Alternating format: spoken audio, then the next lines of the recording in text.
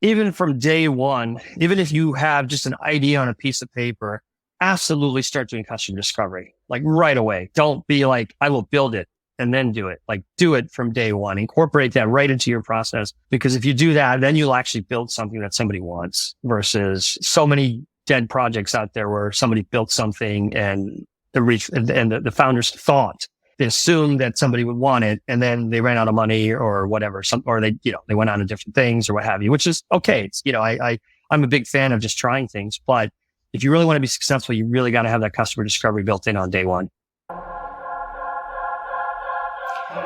Welcome to the From Spaghetti to Growth podcast. I'm your host, Seema Alexander, a business growth strategist and advisor and creator of the unique method. In each episode, I have unfiltered conversations with successful founders, CEOs, and experts where we delve into their business journeys of how they went from chaos to growth and everything in between. If you're an entrepreneur seeking inspiration, tips, and strategies to take your business to the next level and turn your spaghetti into growth, this is the podcast for you. Now let's start growing.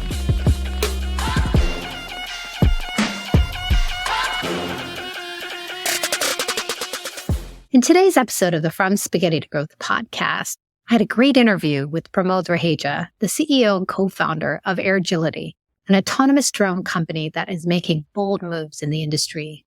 This interview has a lot of legs. Pramod and I chatted about his history of being a captain of the United Airlines fleet for over 35 years and how he's used his leadership and his skill sets there to create substantial consulting businesses, a franchise, and now becoming one of the emerging leaders in tech that many are watching.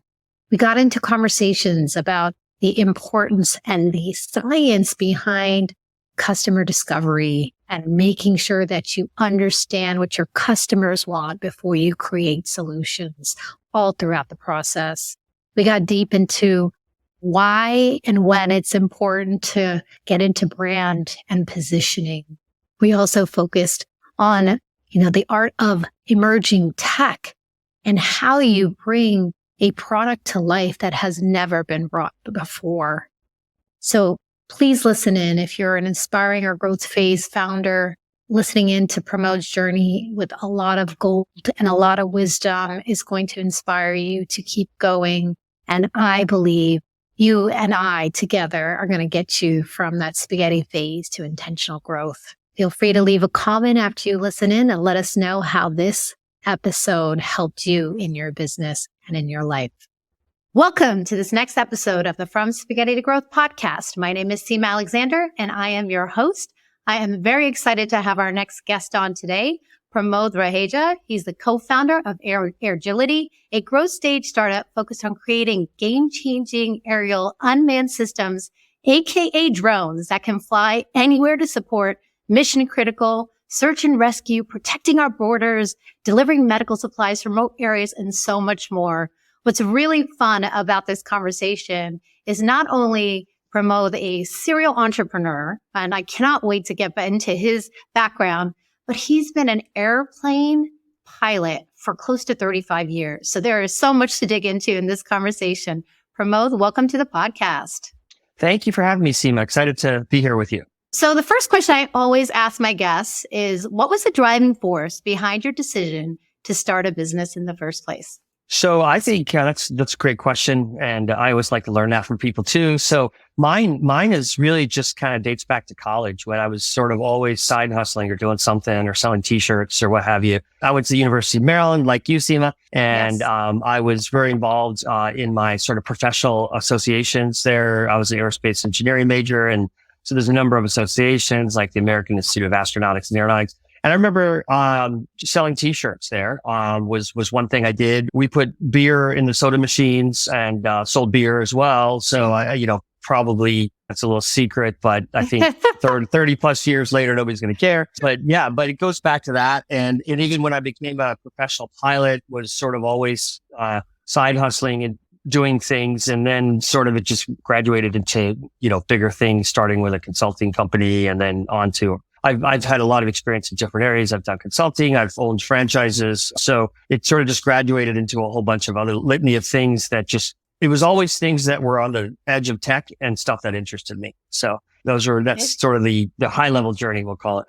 I love it. I mean, every entrepreneur I have spoken to has either had the lemonade story, the I sold baseball card story in middle school, to I love the t-shirts and the beer in college. That's cool. I haven't heard that one yet. Okay. So I know you originally, you got into being a pilot, right? For United Airlines. Can you kind of just share how, the love of air and flight happened for you? And then we're going to get into the transition of moving from there into actual entrepreneurship. Sure. Yeah. So I think as far as I can remember, I don't know what age, 5, 6, 4, 7, somewhere in there, having spaceships and airplanes and astronauts on my bedroom walls, growing up in Maryland. And it was just one of those things that just stuck with me. And when I got to high school, the pilot thing was sort of like, oh, that looks interesting. And, oh, I would love to fly. I think then when I got to college is when I got really serious about it. Right. And I was studying engineering, and I was the people that were my heroes were the astronauts and test pilots, the people that really pushed the edge of technology and were on that edge, actually. And that sort of excited me. Shouldn't really excite most people because, you could die pretty fast being a test pilot, but I thought it was just the most exciting thing. And so that's when I got serious about flying, started taking flying lessons just on my own on the side. And there are a lot of college programs that have aviation programs. I didn't do that. I did engineering, but I did the aviation kind of flying on the side. And as soon as I graduated from college, that's the profession I chose, and literally went right into, serious flight training. And then, the journey of a pilot is very interesting because it's sort of you start out small and you graduate to the big leagues. You start in the minor leagues and you graduate to the big leagues. And so pilots come from two sources, either the military or the civilian route, which is what I did. And you kind of work your way up, and you're flying small airplanes, flight instructing, doing charter flights, and then eventually you get to the airlines. And after you build up some time and experience and get to a point where they're attractive to them. Not to mention that, it's very competitive as well, or it traditionally is very competitive. Yeah, as well. Yeah. I know folks that are in or actually going into becoming captains. And I know that trajectory takes a lot of leadership and a lot of dedication. Maybe you can spend a few minutes on what it took. What are some concepts of leadership that you learned through this journey? And then what did you take from there to move on to your entrepreneurship, your next part of your journey? Yeah. So surprisingly, there's a lot of, I'd say almost any leadership position you might hold in the world, whether you're a chief president, like my niece, who I'm very proud of right now. She's chief president at UVA. But no matter what leadership role, you take, which, in my world is becoming a captain of a airplane. There's a lot of things you can take away from business is what I'm trying to say. And some of those things include setting the tone, which is really all about culture, right? So when you get on board and you meet your crew, is setting that culture of what I would call the ability to collaborate, speak up. At the end of the day, the captain is in charge and really makes all the final decisions. But it would be a travesty if you don't gather and get input from everybody, especially in a situation that might be a bad situation, right? You might have an emergency or something like that. And, you're not always the smartest person in the room, especially if you're leading, because you're in the weeds of trying to make sure that everything is going to be okay. And so it's good to, if we look at business and delegate, it's good to delegate. It's good to, have faith that your fellow crew members have been trained well and can handle that delegation once it's done. And then also, being supportive. So a lot of the same qualities that you might have as an airline captain or trained to be and have in the cockpit really do apply to even leading in the business world as well. Yeah. I mean, you got to think about, you have to make some real decisions at different parts of your business. And I'm just curious, were you ever in a situation as a pilot that something serious occurred and you had to rely on yourself and your team to make very distinctive decisions to make sure everything went smoothly? Well, fortunately, nothing that was catastrophic. But yeah, from time to time, you'll have, small things pop up where you do have to go through a whole, what I would call decision-making framework to figure out what's the best course of action. And one example I can give of that is a medical emergency, which, for those that are listening who fly a lot, every now and then you might have somebody on board an airplane that's having a medical issue. And if you're flying, you might hear a flight attendant say, "Hey, is anybody a medical professional on board?" Right. And then that's when they're, something's wrong, right? Somebody's having an issue. And so in the cockpit, we then are gathering all that information. We're talking to our medical team on the ground, and then just making decisions based on what's going on with that passenger, right? Whether we need to continue to the destination, turn back around, or divert to an airport and get them to a hospital ASAP, right? So that's just one example. I ask it because, you mentioned the words decision-making framework, and I think you have to, as an entrepreneur, make a lot of decisions, and sometimes there is no roadmap. Exactly. There's lots of things that are like up and down and things that are happening in real time. But I'm really excited to dig more into your now entrepreneurial journey to see how you've leveraged all those experiences that you've had there into the next part of your journey. Yeah. So, I'd say the business the business part of my professional career really got going when I was actually at the United Airlines as a leader facilitator, like teaching what we call crew resource management, which is essentially how to work together.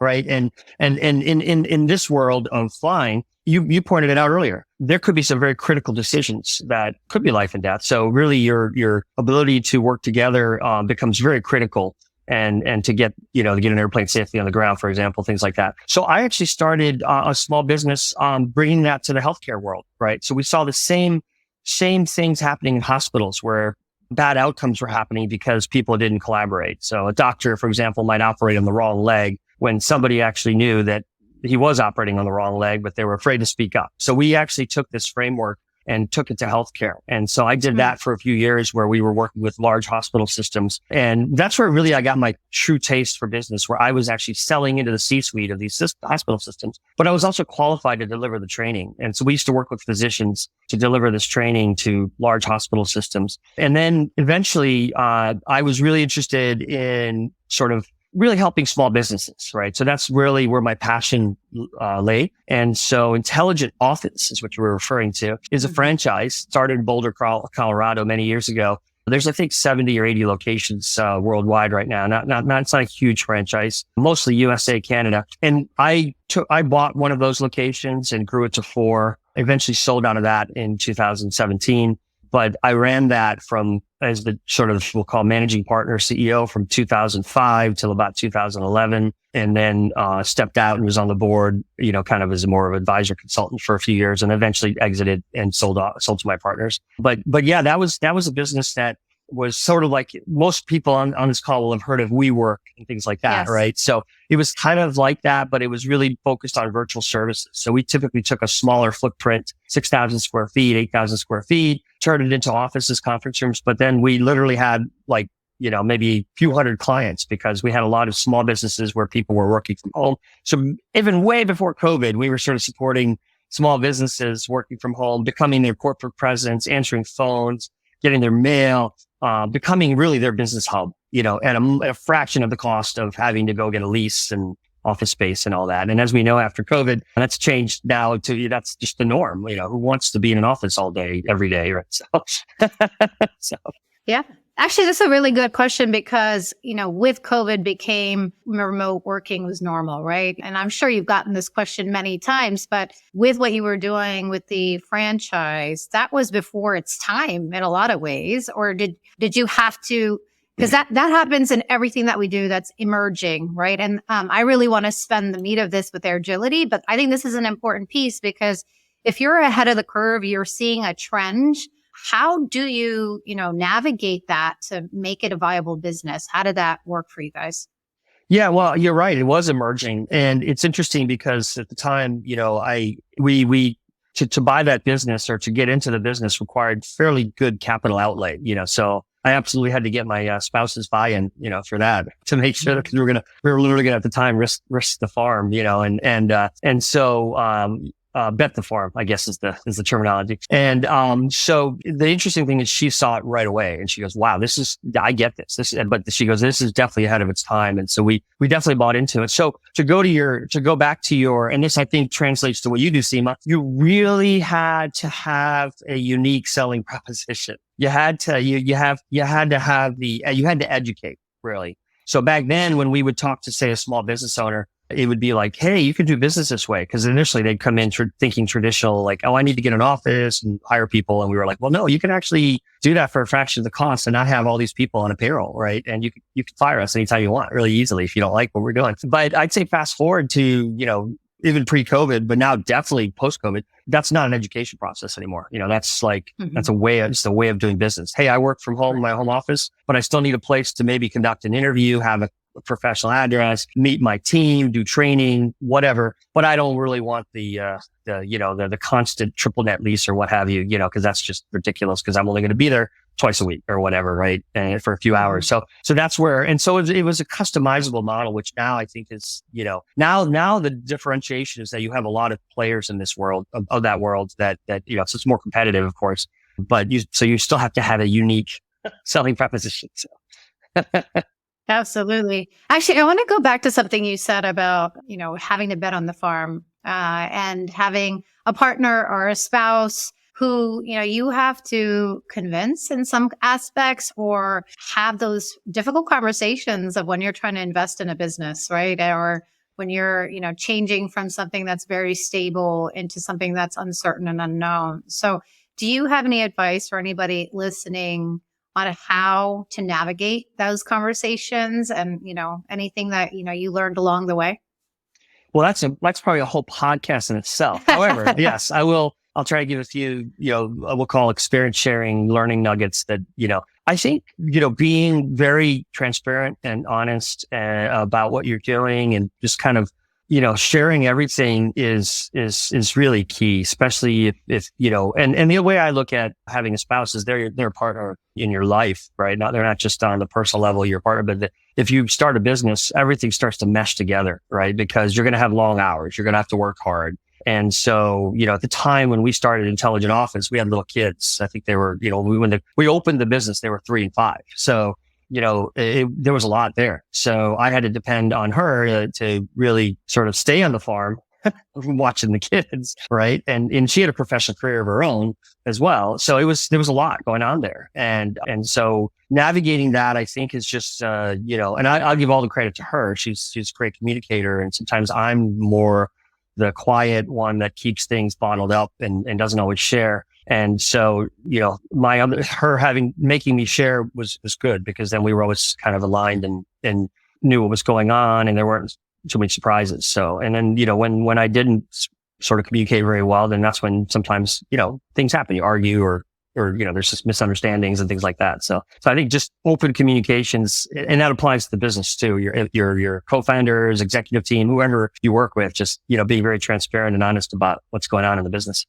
No, I think those are all really, really good points. I mean, it's such a crucial part to feel supported in a journey of as you start to build from, uncertainty into growth. So you also mentioned with Intelligent Office, and I do want to spend a second there, all of a sudden over the years, now there's so much competition. And this also occurs where, you've had a business model for you guys, you had to educate, but it worked and you got very clear eventually on your target audience. But when the market starts to become very saturated, and you're right, it's a lot of what I do is how do you be unique and different in the market? But how did you guys navigate that to stay not only competitive, but profitable and viable?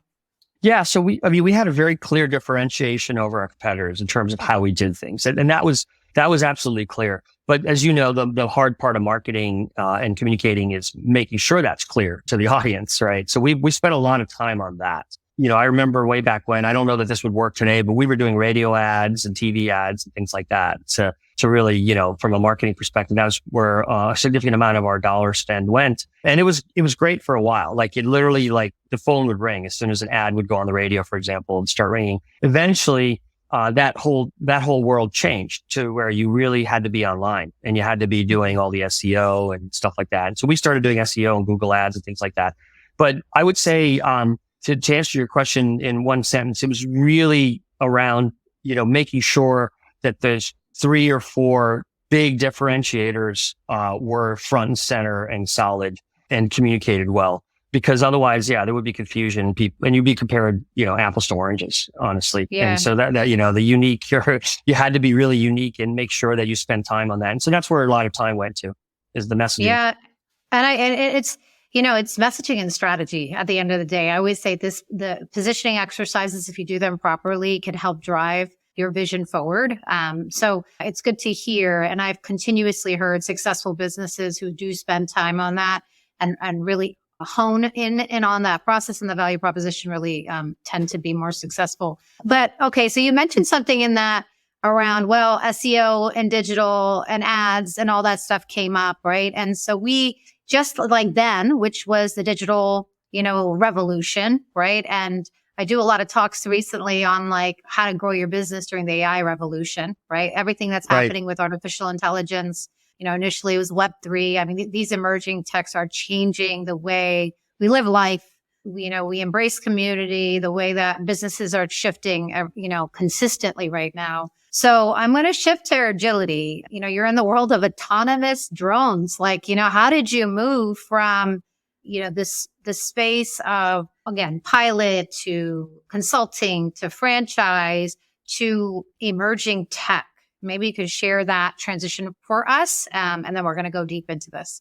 Yeah, absolutely. So as I mentioned earlier, my background is really around aerospace engineering, my degree, aviation, aerospace, all that. And so, by degree, I'm very technical. Over the years, I've become, business kind of more sales marketing kind of focus and personality and all that. But, my background is very technical. So I love, as I mentioned, anything to do with flying, almost anything, like whether it's a spaceship, whether it's a flying boat, or it doesn't matter. I just think it's so Airgility was co-founded in 2017. I got a phone call from a close friend who was an old business coach of mine. And at the time he was the entrepreneur in residence at the University of Maryland. And I'll say his name. His name is Glenn Hellman. And he was I think he's back in that role again right now, currently as the EIR, as they call it. And he, in part of that role, you're actually helping faculty, with their ideas, right? So he had met a faculty member in the aerospace engineering department who was developing some intellectual property, and Glenn thought it was promising. So he kind of agreed to take him on and sort of help figure out how to commercialize. And so I got a phone call sitting around on a Sunday. I was about to watch a football game, and Glenn texts me and then he calls me and he goes, "Hey, I have an interest." He goes, "I know you've been sort of looking around to see, what's next for you. And I know you love aerospace. So I have this guy I've been talking to. You guys should meet, And so he made the intro to my co-founder, Evandro, who at the time was faculty and, had gotten a little funding just to kind of build a prototype. And he was working on getting his patent published and all that kind of thing. But there was no business around it at all, right? It was just, sort of, hey, we've got a project here. And so Glenn intentionally made it what I would call an arranged marriage, where we were, kind of introduced to be co-founders to start a business. So about 3 or 4 months after the introduction, we started Airgility, middle of 2017. And then from there, it was interesting. And some of your listeners might find this interesting, but we literally came up with the name, incorporated, and then we were like, okay, now what? We have some technology, but it doesn't work yet, right? And so when you talk about spaghetti to growth, it really literally was spaghetti, because we were like, okay, we've got to somehow figure out a business model now. But being emerging tech, going back to, this is emerging tech. This is like literally like the edge of the market. Some of the things we were working on, like it's all new and it's not even in the market. We went out, and one of the things I really spearheaded within Airgility was just going out and getting grant funding. So we were able to get some funding from the University of Maryland and a few other state agencies. TEDCO being one who's been a big supporter of ours. That's a Maryland technology sort of quasi, I'll call it public-private partnership type thing. And they've been super supportive and especially with early leading technology. So that was great. And then after that, we kind of started going after R&D contracts with different government agencies, like DHS was one of the first we started to work with. So all these things that I would say we found required, not only was my technical co-founder having to focus very, very heavily on the technical side and making sure that, hey, we were going to actually build the product. The other side is just as important, which is, okay, how do we actually go get money, right? So that's what I focused on. And so we found, honestly, we looked under rocks and all that sort of thing and found things that I think other people had trouble finding, because we just were really very focused on how do we get money to keep this going, right? And so DHS was a big supporter. We got a small contract with them. And at the time, we had a big pivot. We actually were building technology that was going to be used for delivery and logistics with using drones. So delivering medical supplies or things like that. And what we realized was two things. One, everybody was trying to do that, even though it was still very early stage. And by the way, 6 years later, it's still early stage. That just tells you how long sometimes it takes emerging tech to take shape, right? And you hear a lot about it in the news right now, but it's still a very small fraction of what it could be. And so we actually got a contract to develop an autonomous small robot that could fly into any setting, including buildings and things where you don't have a GPS signal. And you do need GPS signal typically to navigate, but we were tasked with developing technology that wouldn't require a GPS signal, which at the time was like, well, how do you do that? Right. And so we sat down in our company and had a blue ocean exercise. If you've ever heard of the book, Blue Ocean Strategy, really simply, and what it means is, hey, where do we go where there's an opportunity? There is opportunity space, but not everybody's there. And like, instead of the red ocean where everybody's there and, it can get bloody because like, it's just, cutthroat competition. There's so much competition. So developing autonomous technology that was intelligent, that could fly anywhere was really hard, but also it was an opportunity space because very few people could do it. It's a higher bar to entry. So we sat down and we said, hey, I think we can do this. And that's literally how we started. And then that's what we worked on for the last few years. And now we probably have one of the most autonomous small, as we call them, UAS, or uncrewed aerial systems, or drones, as most of the world knows them, in the entire world, So we're very, very, very, we're very excited about that.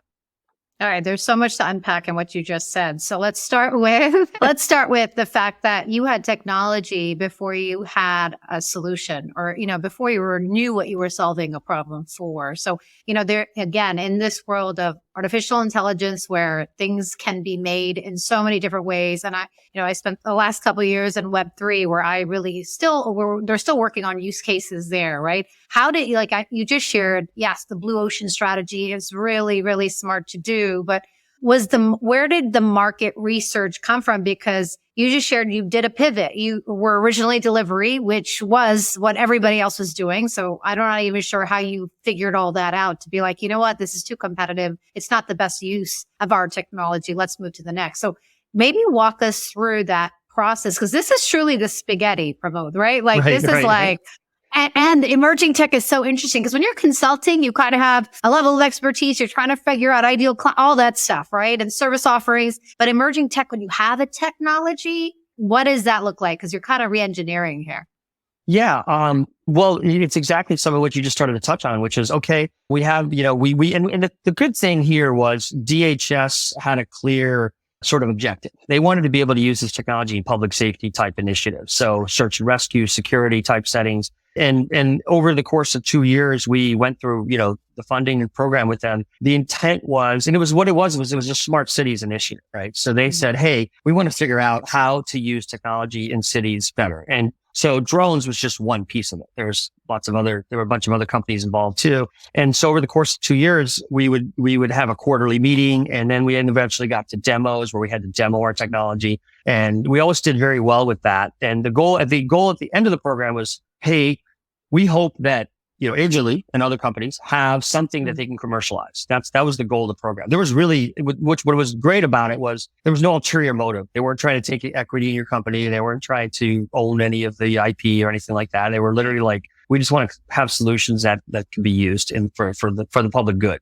And that was the goal. And so in our case, we had some sort of what we call product market fit right from the get-go, right? Where they were like, yeah, we want to use this for these cases. What we learned as we went through this, though, is that particular product market fit wasn't the best use case for our technology either, because we were developing something that was very useful, however, much more expensive than what the public safety markets were used to spending, right? Because this technology took a lot to develop. And so your price points were in a whole different league. But then what we found out in the business world for, inspections and things like that many large engineering companies would utilize us for, or think oil and gas, think energy infrastructure, things like that.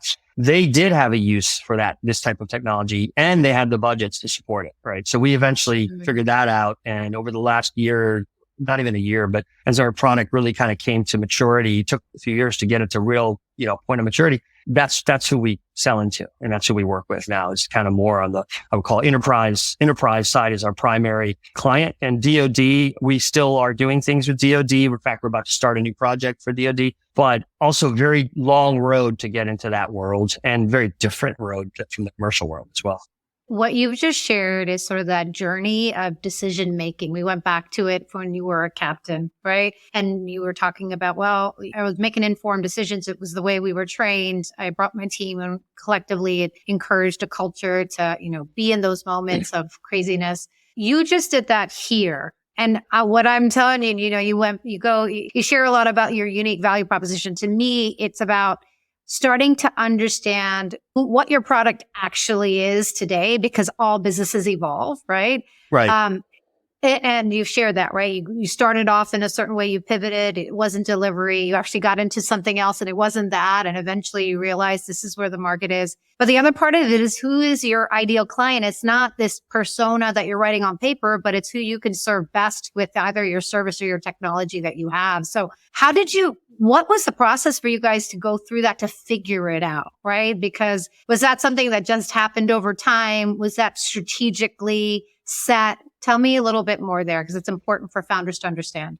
Yeah, absolutely. So it was there's a lot of discovery there, right? So we're always doing research. Just part of our I'll call modus operandi on a daily basis is we're always reading and seeing what's going on in the market. That's number one. Getting your hands on any kind of research study that you can, also helps. But I'll tell you what's the most important thing. The most important thing is just talking to people. Like we literally would, maybe here's a little tidbit that might be helpful. I'm a fan of LinkedIn Sales Navigator to really kind of figure out like who you should be talking to. So you mentioned target personas. So yes, that exists in our world. It was a little harder to pinpoint the type of individual or who you should be talking to in a company, because it was emerging tech. That person was different in every company. So that was the hard part. But what we did, as we really got going on that side of things, of like, who do we talk to? We started working with a small boutique firm to really sort of pinpoint. So we went beyond Sales Navigator and started using tools like, there's a lot of these tools out there. Zoom Info is one. That's one we used to really say, okay, who are we trying to reach? And so we really kind of narrowed down, like you said, that persona, like who's that person in that company that really we need to reach?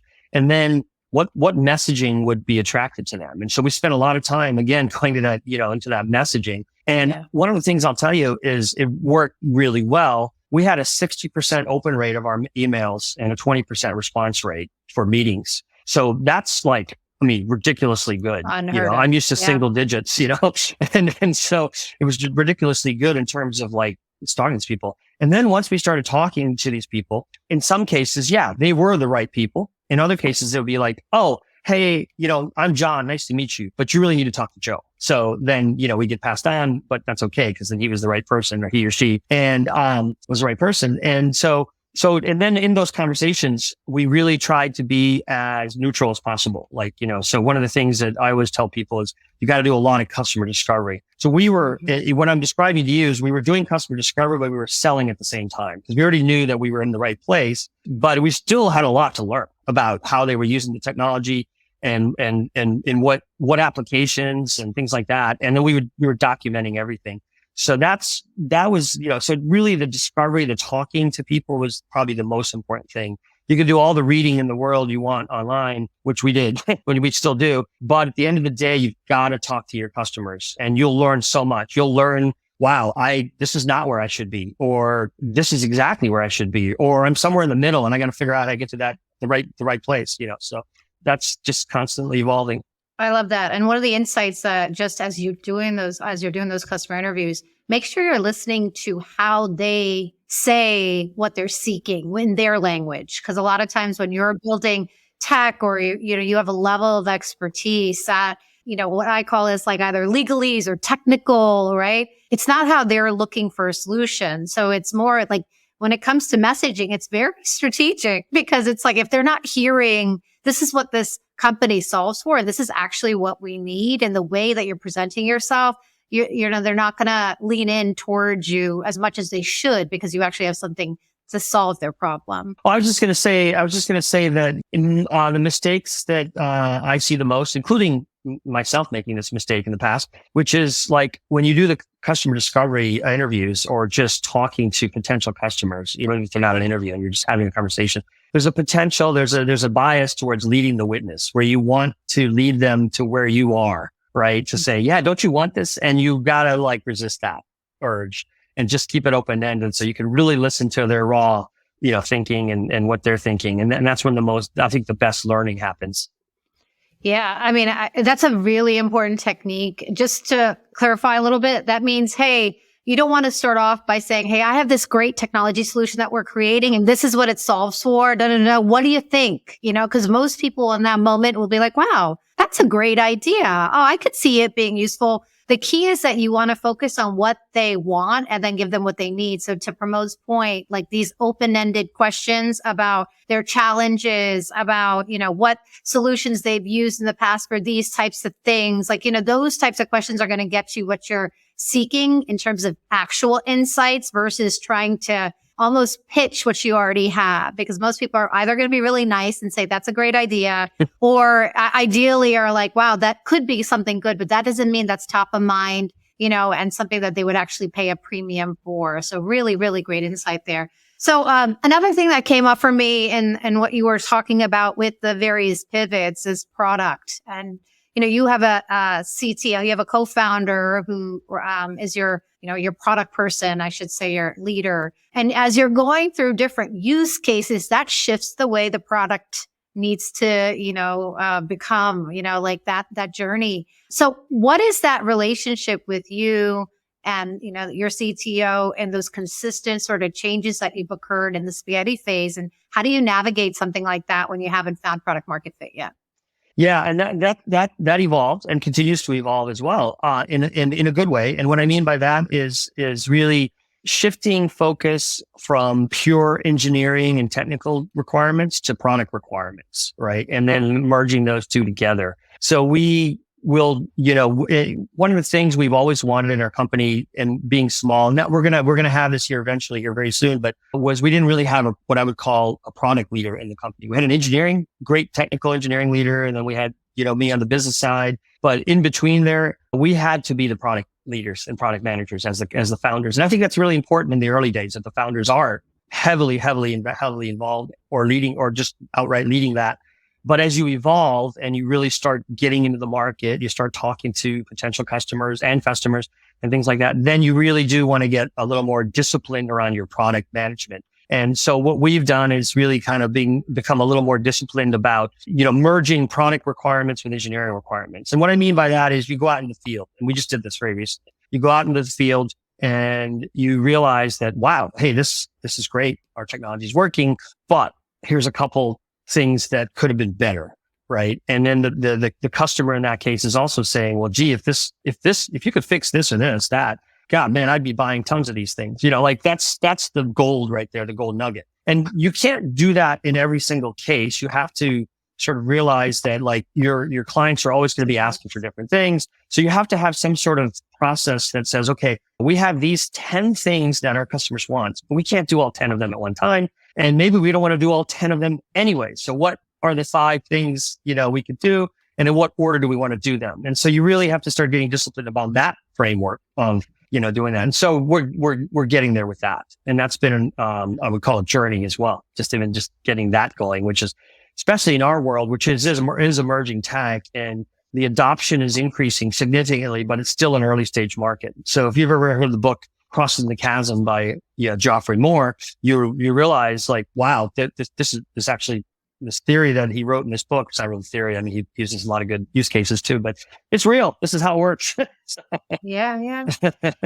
No, it's a very interesting path to go up and down with product, but actually I have a question on 2 things with funding, and then that first thing around prioritizing, new product features and updates. Have you ever had your clients pay for, features that they were seeking in the product to help kind of alleviate some of the funding on your side, right? Because it benefits them and it benefits you. And what was the strategy for that? Okay. So that's actually kind of a newer thing for us. And we're doing that right now. Actually, we have some of the things we've created, we have products that are spawning out of it that we didn't realize were products. Right. And so we have I'll give you an example. We were building drones, right? But our software is very unique in that it's really an autonomy operating system, we'll call it. And so it's like a layer you add on top of the basic layer that controls the drone, that controls, switch. So now this layer gives the autonomy to the drone, and that by itself could be a product that you could now scale into almost any drone. It doesn't have to be your own drones. And so we've got a couple what I would call alpha customers right now that are like, hey, because we're doing an integration. So there's definitely some professional services work there. So they're going to pay the professional services work to get this done, right? So there's a little NRE. And then also another example is a product that we're spitting out is when you fly a drone, you have to have we'll call remote control almost, right? So when people play video games that have something they play with, you got to have what we call a ground control station that you're using to control the drone. Our ground control station is very unique because of the autonomy. So we're getting interest from people that are like, hey, how do I get that? Right. And so one of the things we're doing in the early days is using what you just termed as sort of funding, but we call it non-recurring engineering, which is, hey, you help us pay to develop this. We'll give you a big discount for, a bunch of orders and then we'll make up, the price. You'll make up the price there because we're going to give you the discount. We're not going to give that to everybody. Right. So here's the actual price that we're going to sell in the market, but we're going to discount it X% so that you sort of feel like they got their, the money that they put in initially, they're sort of getting it back in a discount sort of fashion later. Yeah. So you bring up a good point around, new products can spawn off of your foundational products, right? How do you know they are the ones that are worth your time to pursue? And sometimes and I've known this in many cases where they end up being the primary product over time because you've learned so much. And, now you're kind of taking one use case and allowing it to be much more commercial. So maybe you could tell us your process in that. Yeah, I think that still goes back to old-fashioned customer discovery, right? So if you have paying customers, then or you think you have paying customers, then what I typically do is I start to go have more conversations and just learn what's out there. And one of the best ways you could do that, honestly, is at a trade show or a conference because there's so many people gathered together. In fact, last fall we were at a conference when this sort of our ground control station was just sitting on the table. And people were coming up and looking at it and talking to me about it. And then from the videos we were displaying on the screen behind us in our booth, a lot of questions were coming up about, well, how do you do that? And how do I get that? And so a lot of that just, I'd say is somewhat anecdotal initially, right? Where you're like, oh, that's interesting that they're asking that. But then you can start putting hard data behind it by just having many, many more conversations. So it is hard work. I mean, you do have to talk to a lot of people and that's what, that's what I would say. And then at the end of the day, if somebody's willing to pay for it and you see other people willing to pay for it. So that willing to pay for is where the customer discovery process is really important because, that's when you really learn if people are just being nice and saying, oh, that's cool. Or are they actually gonna be like, I will buy that. Right. And we've had a lot of starts and stops, right? It's not a linear process by any means at all. It's a lot of learning. It's a lot of up and down. It is absolutely a journey. And yes, some things that you thought were going to be good don't make it as well. And that I would say it goes to in any company. Things get nixed all the time. Okay. So tell me with the world of funding, right? For emerging tech, right? Like when you don't have full product market fit, you're out in the market and you're speaking to a lot of investors. How do you convince them to know that this is something that's real, that's worth investing in the technology and the team? Can you kind of share a little bit more on that? Mm-hmm. Absolutely. So in our case, I think we actually did have working technology when we first started really going out to go fundraise. So that was one differentiator. We weren't just an idea on a piece of paper or on a whiteboard. We actually had stuff that worked. That was huge. Now, as we've I'd say we've matured, we'll call it, and we've grown a little bit. And, we've also gone out through ups and downs through COVID and all that. Now, really the test is do you have traction? And traction comes in different forms. It doesn't always have to mean revenue. It could just mean, in the software world, it could be, if you have a freemium model, for example, how many people are actually using your software? In our world, it does mean sales and revenue. Like they want to see that there's actually somebody that wants your more product. And so in our case, since we're a dual use company, we're selling to the government and to the commercial sector, it can come in both flavors. I think those are the big things that investors have looked for and asked about mostly, because at the end of the day, that's what matters is, are you growing revenue? And then eventually, and sometimes traction can also be profit. Are you profitable? In the emerging tech world, early on, the profitability is not as important, but the traction of revenue and, are people buying is more important. And then, eventually you get to profitability. But you still need to, even in that, you still need to show your margins, right? Okay. If I sell this product for X, but it took me Y to make it, is that a good margin? And you have to go through those exercises as well and make sure that, it is attractive. Since we build hardware is not always attractive. It can be challenging to, investors because hardware is hard, as the saying goes. However, that's one of the reasons we love that our software's operating system could be just a standalone software and, be integrated into other drones, using sensors and hardware, of course, but the software is there. And so that's where we see a lot of scaling happen in the future. Okay.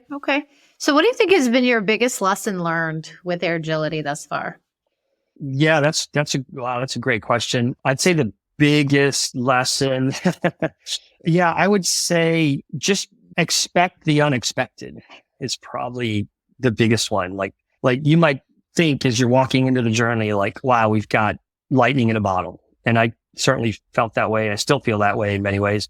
But just because you have lightning in a bottle doesn't mean that you're going to be successful. You really need, there's so many elements to this. So the other thing that I would say, that's expect the unexpected. And then the other thing is, even from day one, even if you have just an idea on a piece of paper, absolutely start doing customer discovery, like right away. Don't be like, I will build it and then do it. Like do it from day one, incorporate that right into your process. Because if you do that, then you'll actually build something that somebody wants versus so many dead projects out there where somebody built something and the founders thought they assumed that somebody would want it, and then they ran out of money or whatever, or they went on to different things or what have you, which is okay. It's, I'm a big fan of just trying things, but if you really want to be successful, you really got to have that customer discovery built in on day one. Okay. So now what was the most proudest moment so far with Airgility for you? Yeah, that's great. I think there's a few of those too.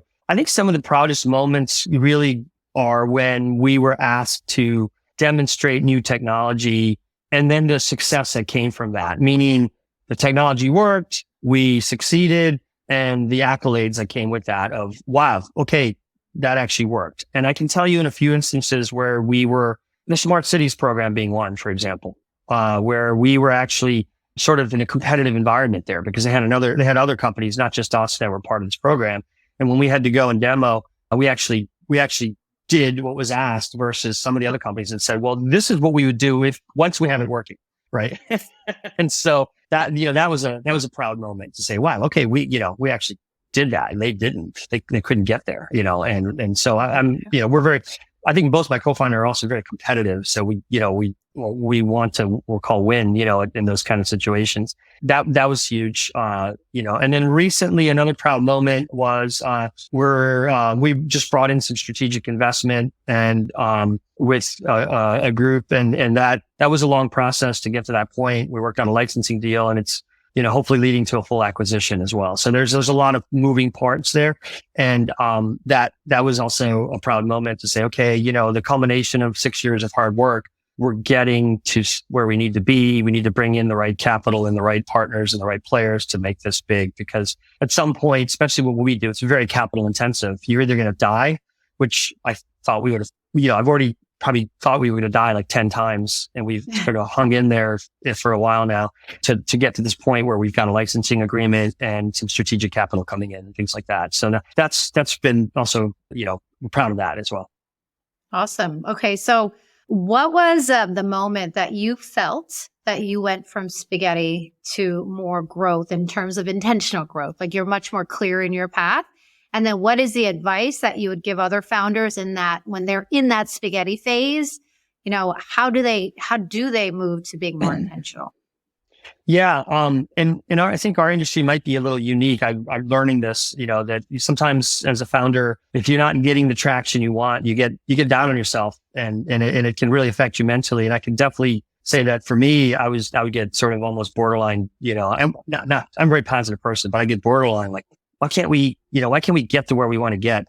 And what I've realized is that it's just a very, very new industry. So there's a lot, it's hard to get where you want to get, but you got to just hang in there. So really last summer, which is like 5 years in, is when I really felt like, okay, now we got something here. And this next couple of years, I think we're going to really be in a good spot. As long as we can survive, we're going to be in a very good spot. And one of the things I also do is I love to hang out with fellow founders, especially in emerging tech. You learn so much from each other. And what I learned is, and I've met a few other founders that I would talk to them and they'd say, yeah, I've been working at this 7 years and I'm just finally getting to where so what I realized is it does take time. It's not overnight. It can take 10 years to get somewhere. So with really true emerging leading technology, 5 to 7 years is not abnormal. So, like a couple of years ago, I felt like that, like, wow, oh my gosh, this takes forever. And then we would get comments from potential investors say, wow, you guys have come a long ways in a short time with very little money. And then I realized, wow, we really have.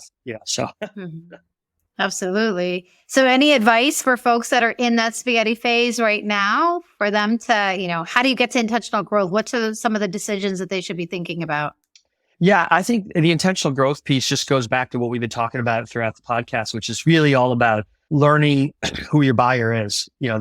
Who is that buyer? It may not be who you think it is. And so figuring that out is super important. So if you can figure that out early on, your intentional growth will happen a lot faster as well. Amazing. So listen, Pramod, this was awesome. Thank you so much for being on the podcast, for sharing your incredible, your serial entrepreneur journey, your pilot's journey, and how you incorporated that into entrepreneurship and, all these amazing moments that you're having with Airgility. Before we leave, can you share with us how someone who's listening can help you in your growth with Airgility? Well, thank you.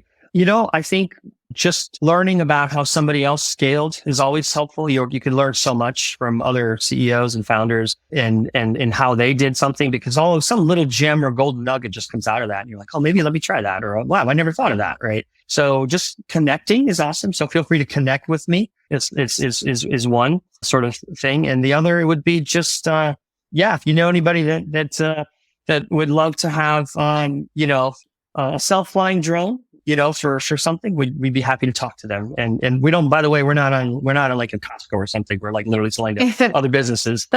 So B2B is where we're at. Yeah. I don't think the Department of Homeland Security is shopping at Costco. Yeah, exactly. Yeah. Oh, God. All right. Well, first of all, thank you so much again for being on. This was an incredible story to share and a lot of golden nuggets. So thank you again, and we'll talk soon, Pramod. Thank you, Seema. Hello, S2G Tribe, aka Growth Tribe. As an entrepreneur, I know time is currency, and I don't take it lightly that you listened into today's episode of the From Spaghetti to Growth podcast. I hope it added value, and I'm truly honored to be part of your entrepreneurial journey. Be sure to head to disruptive.ceo and the soon-to-becoming Seema&Alexander.com to grab today's show notes and free resources to uncover opportunities to turn your unique spaghetti into growth. If you found value in today's episode, please rate, comment, and subscribe on your podcast platform and keep listening. Look forward to seeing you on our next episode.